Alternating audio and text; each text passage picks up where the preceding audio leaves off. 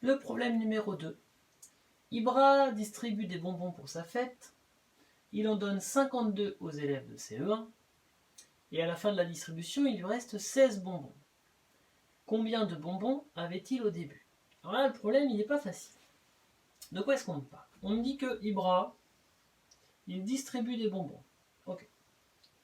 On me dit qu'il en distribue 52. Et on me dit qu'il lui en reste 16. Alors là, la question là, que je me pose, c'est les 16 qui lui restent, où est-ce que je les mets? Je ne sais pas trop où les mettre. C'est un peu compliqué.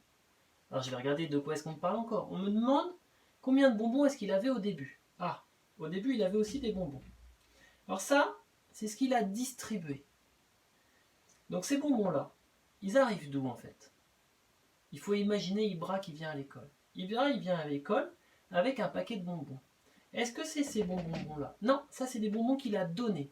Donc il faut imaginer qu'Ibra, il avait d'abord un paquet de bonbons et que dans ce paquet de bonbons, il y en a pris qu'il a distribué. Ah, ça commence à se mettre en place. Il en a distribué, et ce qu'il n'a pas distribué, c'est quoi? Ah, c'est le reste. Ah, je commence à mieux comprendre. C'est le reste. C'est-à-dire que là-dedans, il y a une partie qui a été distribuée, et il y a une partie qui est le reste. Ce qu'il reste. On m'a dit qu'il lui en restait 16. Très bien. Et la question, en fait, c'est de savoir combien est-ce qu'il en avait au début. Voilà. Donc là, c'est toute la difficulté de ce problème-là, c'est d'essayer de comprendre comment sont liées les quantités entre elles.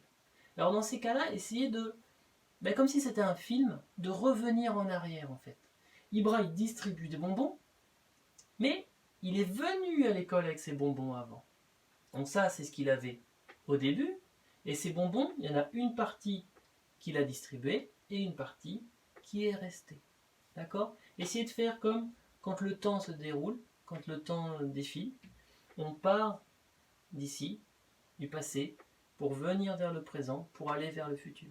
Il est venu à l'école avec des bonbons, il en a distribué une partie, il lui en reste une partie. Bien.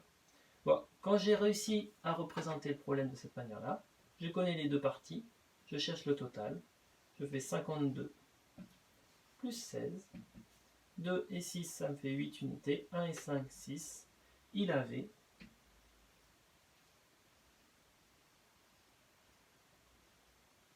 68 bonbons. Et voilà. Donc je répète, la partie la plus difficile, c'est vraiment de modéliser la situation, surtout quand il y a des actions qui s'enchaînent. On se retrouve pour le problème numéro 3.